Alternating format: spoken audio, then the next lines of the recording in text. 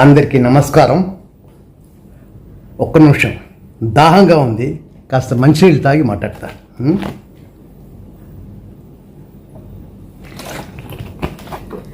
ఈ కథ రాసిన కాలం 1977. ఆ రోజుల్లో ఇంత విరివిగా బాటిల్ వాటర్ దొరికేవి కాదు. 1990లోనే ఈ బిస్లెరీ, అక్వాఫినా, రైల్ నీళ్ళు అంటూ చాలా పోటీపడి చాలా కంపెనీలు మార్కెట్లోకి వచ్చాయి. కాబట్టి ఈ కథ ఈ కాలం వాళ్ళకి కొంత తేడాగా ఉంటుంది. అయినా చూడండి, ఎంజాయ్. నమస్కారం. ఇది కథ కథానందలహరి, ఇది కమ్మని కథల లాహిరి, కమ్మని కథల లాహిరి, ఇది కమ్మని కథల లాహిరి. కథానంద లహరి సమూహ సభ్యులకి నమస్కారం. ఇప్పుడు వినబోయే కథానిక దాహం, రచన శ్రీ చిర్రావూరు మదన్ మోహన్.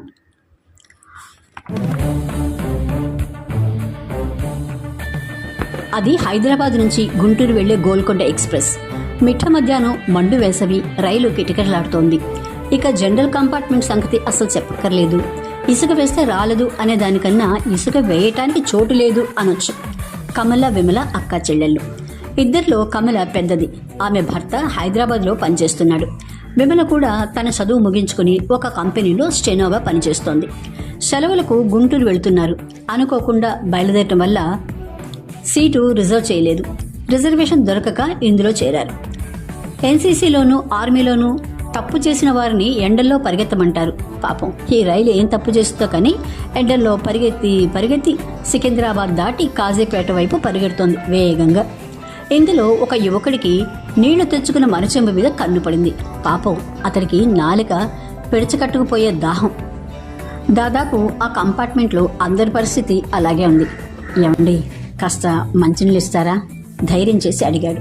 విమల నిర్మోహమాటంగా, సారీ, ఈ నీళ్లు మాకు కావాలి, అందరికీ ఇవ్వటానికి కాదు అంది. ఏదో హీరోలాగా వాళ్ల మంచినీళ్లు తాగి పెద్ద పోజు ఇద్దాం అనుకున్న ఆ కుర్రవాడి ముఖం ఆవుదం తాగినట్టయింది. అయినా తన ప్రయత్నం విరమించకుండా, అది కాదండి వెధవది, ఈ జనరల్ కంపార్ట్మెంట్లో కూల్ డ్రింక్స్ కూడా అమ్మకానికి రావు, ఇక కాజీపేట దాకా బండేమో ఆగదు, ఈ లోపుగా ఒక గ్లాస్ నీళ్లు సప్లై చేస్తే కాజీపేటలో కూలర్లు ఐస్ వాటర్ పట్టి మీకు తెచ్చిస్తాను, దీనికి పోయి ఇంత ఇదవుతున్నారే. ఏదో గొప్ప ఘనకార్యం చెయ్యబోయేవాడిలాగా పోజు పెట్టాడు. ఈ తతంగం అప్పుడే అక్కడ చాలా మంది కళ్ళను ఆకర్షించింది. కానీ విమల అసాధ్యురాలు. చూడండి, కాజీపేట దాకా బండి ఆగదని తెలిసి సికింద్రాబాద్లోనే సిగరెట్ అవి కొనుక్కున్న మీరు ఓ బాటిల్ నీళ్లు కూడా తెచ్చుకోలేకపోయారా? పైగా మా మీద పడి మేమేదో ఇవ్వలేదని బాధపడ్డేందుకు? పైకి ఏమి అనకపోయినా చాలామంది యువకులు విమల సమాధానానికి మనసులోనే అభినందించారు. కొందరు పెద్దవాళ్లు గడుసుపిల్ల అనుకున్నారు. కమల మాత్రం విమలను మెల్లగా వారించింది. యువకుడు హతాశుడయ్యాడు. ఇందులో రైలు భోంగిర్ దాటింది. ఒక ఆయన బహుశా 45 ఏళ్లుంటాయి. ఆయనకు వీళ్ల మరచెంబు మీద కన్నుపడింది. కానీ అందాకటి సంభాషణ విని ధైర్యం చేసి అడగలేకపోయాడు. విమల కొంచెం మంచినీళ్లు అక్కకిచ్చి తను గొంతు తడుపుకున్నది. ఇదే అదని అనుకుని ఆ వ్యక్తి ఆచోత్తనే నాకో గ్లాస్ నీళ్ళిచ్చి పుణ్యం కట్టుకో తల్లి అన్నాడు సందేహంగానే. వెంటనే విమల, ఆ పుణ్యాలు పాపాలు నాకేం వద్దులండి, ఇక్కడ ఒకరికిచ్చి ఇంకొకరికి ఇవ్వకపోతే నాకే వలపక్షం చేసినందుకు పుణ్యం కన్నా పాపమే ఎక్కువ వస్తుంది, అదిగాక అందరికి ఇవ్వటానికి ఈ నీళ్లు చాలవు కూడా. ఆయన హతాశుడయ్యాడు. కమల మళ్లీ విమలను మెల్లగా వారించింది. కాజీపేట చేరేలోగా మరికొంతమంది విమలను నీళ్లడిగి విఫలులయ్యారు.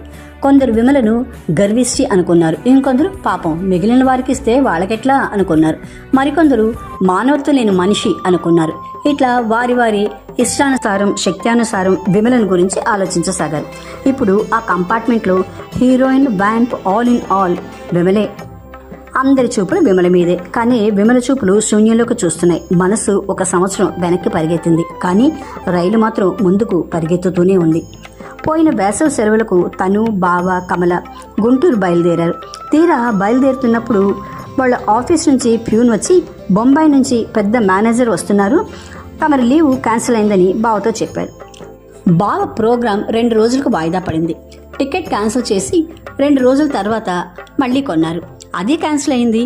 అందుకోసం తనే పట్టుబట్టి అక్కని వాళ్ళ బాబుని తీసుకుని విడిగా బయలుదేరింది. బాబు 2 రోజుల తర్వాత వస్తానన్నాడు. అసలే సెలవుల గుంపు, రిజర్వేషన్ దొరకలేదు. ముందుగా నాంపల్లికి వెళ్ళి జనరల్ కంపార్ట్మెంట్లో ఎక్కేశారు. కమల ముందు జాగ్రత్తగా పిల్లవాడికి ఫ్లాస్క్లో పాలు, పెద్ద వాటర్ బాటిల్లో నీళ్లు తీసుకుంది. ఆ నీళ్లన్నీ ఇంటి నుంచి స్టేషన్కి వచ్చే లోపలే బావ, విమల ఇద్దరూ ఖాళీ చేసేశారు. మళ్ళీ స్టేషన్లో వాటర్ కూలర్ నుంచి చల్లని నీళ్లను పట్టి తెచ్చాడు బావ. రైలు కదిలింది.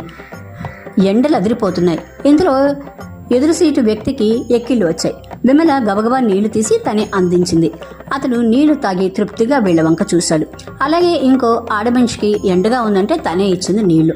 ఆమె సంతోషించింది. అనుకోకుండా అలాగే ఇంకో ఇద్దరికి కూడా నీళ్లు ఇవ్వాల్సి వచ్చింది. విమల సంతోషంగా ఇచ్చింది.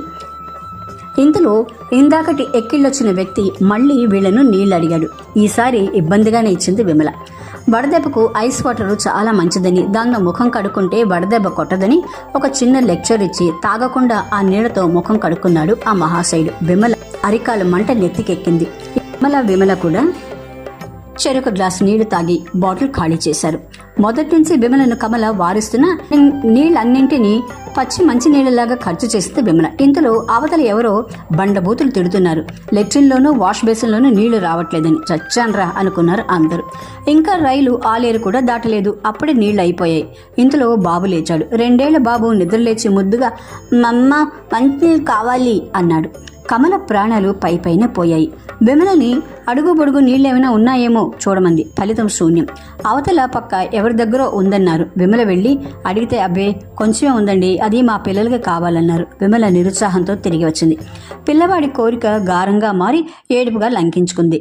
ఫ్లాస్క్లోని పాలిస్తే తాగనంటున్నాడు. మంచినీళ్ళే కావాలని మంకుపట్టు పట్టాడు. చివరికి బాత్రూంలోని నీళ్ళు ఇవ్వటానికి కూడా కమల రెడీ. కానీ అక్కడ ఉంటేగా పిల్లవాడి ఏడుపు చర్మస్థాయి అందుకుంది. అందాక విమల దగ్గర నీళ్లు తాగిన వాళ్లే ఇప్పుడు బాబు ఏడుపుకి విసుగ్గా ముఖం పెట్టి, పిల్లవాడు అలా ఏడుస్తుంటే చూస్తారేమిటమ్మా, కాస్త ఎత్తుకుని అటు ఇటు తిప్పండి అని సలహా ఇవ్వటం మొదలుపెట్టారు. విమలకి ఒళ్ళు మండింది. కొంచెం కూడా మానవత్వం లేకుండా పిల్లవాడు దాహంతో ఏడుస్తుంటే ఎత్తుకుని తిప్పమంటారు. ఉన్న నీళ్ళంతా తాగేసిన వీళ్లే అసలు దీనికి కారకులు అనుకుంది. కానీ ఏం ప్రయోజనం? తనే వాళ్లకు తన దగ్గర నీళ్లు పంచిపెట్టింది. తప్పు తనదే. పాత్రత ఎరగకుండా దానం చేసింది. కానీ అందరూ తమనే తిడుతున్నారు. కాశీపేటలో బండి ఆగగానే నీళ్లు పట్టి ఇవ్వాలని విమల అనుకుంది. ఏడ్చిన పిల్లవాడు ఏడ్చినట్టే ఉన్నాడు. ఎవరైనా ఆ పక్క వాళ్ళని అడిగి బాబుకు నీళ్ళిప్పిస్తారనుకుని ఆశగా చూస్తుంది విమల. కానీ ఎవ్వరూ ఆ ప్రయత్నంలో ఉన్నట్టే లేరు. తమకేం పట్టనట్టు ఊరుకున్నారు. ఇంతలో కాజీపేట రానే వచ్చింది.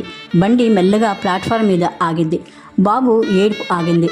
విమల వాటర్ బాటిల్ తీసుకుని ఒక్కసారి ప్లాట్ఫామ్ మీదకి దూకింది. కమల ఒక్కసారి గొల్లుమన్నది. ఆ బాబు ఆత్మ అనంత వాయులో లీనం అయింది. అందరూ తప్పు చేసిన వాళ్ళలాగా తలలు వంచుకున్నారు. కానీ పోయిన ప్రాణం తిరిగి రాలేదు. అదంతా తన వల్లనే జరిగిందని బాధపడుతున్న విమల గుక్కపట్టి ఏడుస్తున్న ఓ పిల్ల ఏడుపుతో మళ్ళీ ఈ లోకంలోకి వచ్చింది. అందరూ జాలిగా ఆ పిల్లను అనుమానంగా తనను మార్చి చూస్తున్నారు. విమలకు ఏం చేయాలో తోచలేదు. తన మనసులో చనిపోయిన అక్క కొడుకు మెదులుతున్నాడు. ఇంతలో కాలికేదో చల్లగా తగిలింది. తల వంచి చూస్తే కమల మంచినీళ్ళు తీసి ఆ పాప తల్లికి అందించింది. అందరూ సంతోషించారు. విమల కమలను మనసులోనే అభినందించింది. మాతృప్రేమకు విలువ కట్టలేం అని జీవితంలో మొదటిసారి తెలుసుకున్నది. కథానిక దాహం, రచన శ్రీ చిర్రావూరు మదన్ మోహన్.